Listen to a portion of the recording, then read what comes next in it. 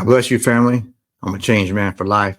Thank you for stopping in and checking out my channel. Thank you for stopping in and checking out this video. I appreciate it very much. If you are not yet subscribed to the channel, please take this opportunity to do so. Smash that subscribe button, ring the notification bell, give it a like, share it with your people, share it with your networks. Help me spread this hope. I hope everybody's had a blessed Friday, getting ready to go into the weekend. I hope everybody has plans to enjoy themselves, spend some time with family, maybe get out and do something. As you see by the thumbnail, when I was getting out of prison, the advice I was given by one of the Christian brothers was, whatever you do, do not go to Victory Outreach. Crazy, right? Especially because you see me wearing this Victory Outreach shirt now, so that kind of tells you where we're going with this. But let me share this story with you. So if you're not familiar with my story, if you're not familiar with my testimony, if you're not familiar with my channel, I am an ex-gang member. I'm an ex-drug addict. And at the age of 21, I was sentenced to 30 years to life for a gang-related murder. I went to prison in 1991 with no hope of ever coming home, and lived a life in prison that reflected that. After I had been in prison for 20 years, I surrendered my life to God, became a Christian, and lived that way for 4 years in prison. In 2015, I went before the parole board and I was found suitable for parole and told that I would be going home. So as that time neared, I want to say it was probably about 2 to 3 days before my release date. And of course, I'm spending a lot of time with my friends, with the brothers right there, with the fellas, getting advice because, I was new to Christianity. I was a young Christian, and I was about to step out into a world that I knew nothing about anymore. I was about to step out into society after 2.5 decades, 24 years to be exact. And, I'm still new. I was still new in the faith at the time, and I was learning. And one of the brothers took me for a walk around the track, and he was like, look, bro, you're new to Christianity. You're a young Christian. It's going to be easy for you to get caught up and fall away if you don't get connected to a good church right away. He's like, so that's what you need to do. As soon as you get out, find you a good church, get plugged in. I'm like, all right, cool. What kind of things do I look for in a church? He was like, make sure that they're teaching the Bible, make sure that they're teaching sound doctrine. And he said, he looks me right in the face and he says, whatever you do not go to Victory Outreach. Now, this kind of took me by surprise because I didn't know anything about the ministry of Victory Outreach. The only exposure to Victory Outreach I had was watching the Duke of Earl movie back in the 80s when I was a youngster. And then not too long before I went to prison, actually attending a Duke of Earl play that Victory Outreach had came and performed out here in the Antelope Valley. So that was my only exposure to the ministry. I didn't know anything about Victory Outreach as a ministry. I didn't know anything about the people, their history, the background, how the ministry got started, who was the main demographic of people that went to Victory Outreach. I didn't really know nothing other than what my eyes told me.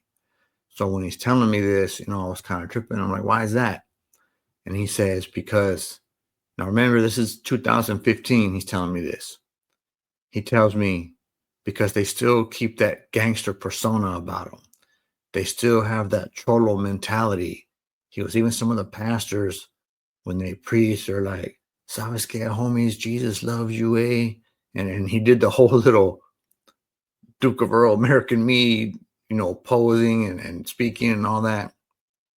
And he was like, and because you're, you come out of that lifestyle and you're young in the faith, it might be easy for you to relapse and get attracted to that lifestyle again, to dressing like that and talking like that. And, you could end up going back to your neighborhood and getting caught up.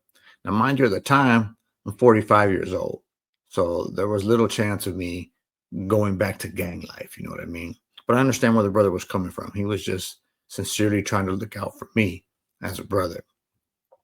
And needless to say, when I got out, first church I went to, Victory Outreach in my hometown.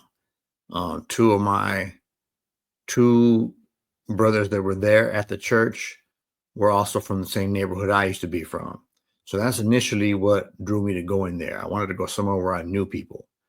I didn't want to go to a church where I don't know anybody, have to explain where I'm coming from. Because when you meet people, especially in a church setting, they ask about you. Oh, where are you from? Where you live? What you been doing? Blah blah blah.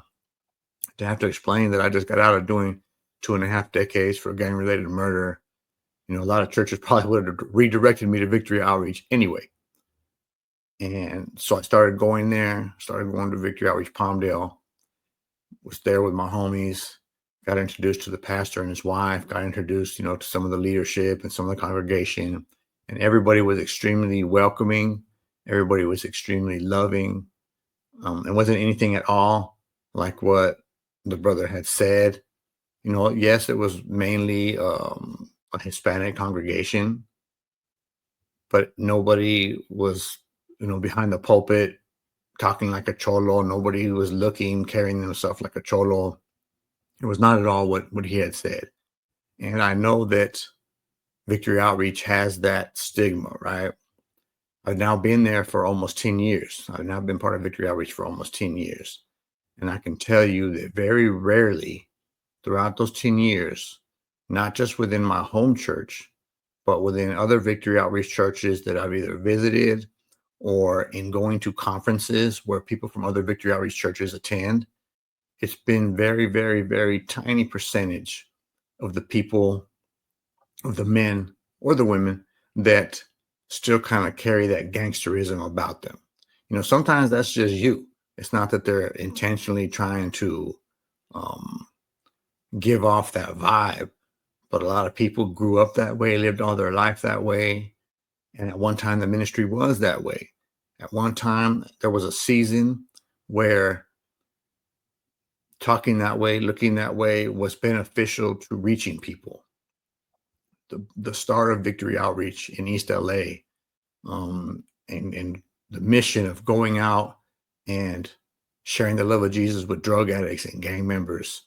You couldn't just walk up on people like that in those areas, looking square, talking square. They had to be able to relate to you. And to a certain degree, that still applies today, but that's not what Victory Outreach is like at all. I'm sure that many of you that are checking this video out that are not familiar with Victory Outreach, you've probably heard of it. You probably have an idea in your mind of what you've heard. At one time, there was a lot of negativity being spoken about the ministry. And I'm sure there probably still is by those that have either been hurt in the church or hurt what they think by the church. So they spread, false narratives about the ministry. But I can tell you from experience that the days of it being a cholo church, the days of it being a drug addict church is long gone. Yes, of course, gang members and drug addicts are welcome. The recovery homes are there for people that want to get out of that lifestyle. The recovery homes are there for people that want to leave drugs behind, leave gangs behind, leave street life behind, leave crime behind. But the membership of the church, the demographic of the church has changed over the years. Those early pioneers in the Joshua generation, their kids and grandkids are now part of the church. And a lot of them haven't experienced that street lifestyle because their parents and grandparents had already got saved and were changed people and living differently. We have doctors in our church. We have educators in our church. We have people that work for the city in our church. We have people that join our church that have never been in a gang, that have never used drugs, but they're hurting in some other way. They have a need for God in their life in some other area. And our church does so much in the community that it attracts people. We go out and we feed people. We go out and we bless people. We go out and we share the love of Jesus. We go out and tell people our testimonies about how God changed our life. I go out and share my testimony of how God changed my life. God brought me home from a life sentence in prison when I had no business being home. how I used to be a gang member and a drug addict and just a no good individual. You know what I mean? Just up to no good all the time. God was able to change that. Am I a perfect individual? By no means. Do I have flaws and issues? Of course I do. We're human. We all do.